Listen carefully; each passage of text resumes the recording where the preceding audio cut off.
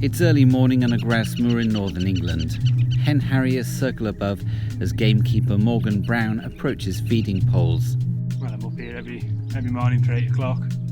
Quite often you hear them chattering when you get so close to the feeding pole and you get dive bombed, which they're obviously trying to deter you away. Thanks to keepers like Morgan, the hen harrier population is bouncing back, particularly on grouse moors. He is allowed to approach the nests as part of a diversionary feeding programme. We're really pleased to be part of government's national scheme, so it's an England hen harrier recovery programme that we're a part of. So we have nests on moors managed for red grouse, being looked after by gamekeepers in 3 counties. So that's across Lancashire, Yorkshire, Cumbria. And so far we have 12 nests across all of those counties. Last year there were 12 nests that were successful across the whole of England. The hen harrier is one of the species which actually benefits from a gamekeeper's sort of normal operation.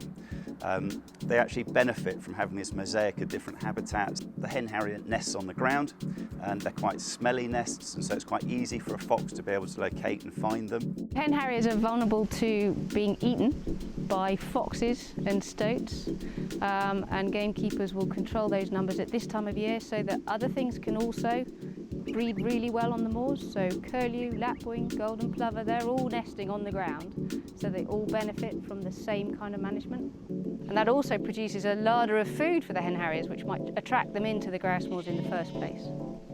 We have a plague of voles and stuff at the minute, which is what their food source is.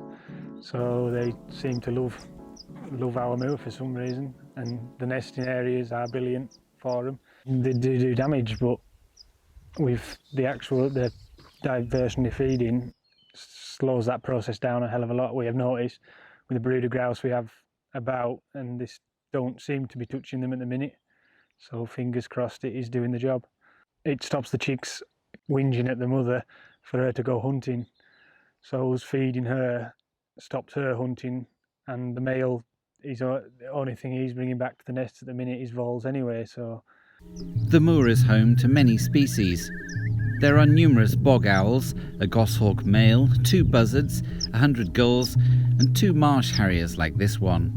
The diverse wildlife on managed moors is routinely ignored by the anti-shooting lobby and celebrity Chris Packham's Wild Justice Group, who want to get rid of keepers and leave the moors alone.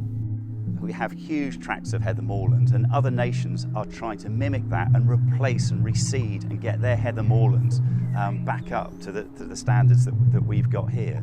So whilst other nations are trying to increase the amount of heather moorland, we seem to be taking the view, oh, well, it doesn't really matter, which it does seem extraordinary, and I wonder how much of that is being contextualised by the land use rather than being contextualised by the habitat requirement. Everything is working against the hen harrier as a ground nesting species on open moorland, and so every bit of help they can get is important, and we know this.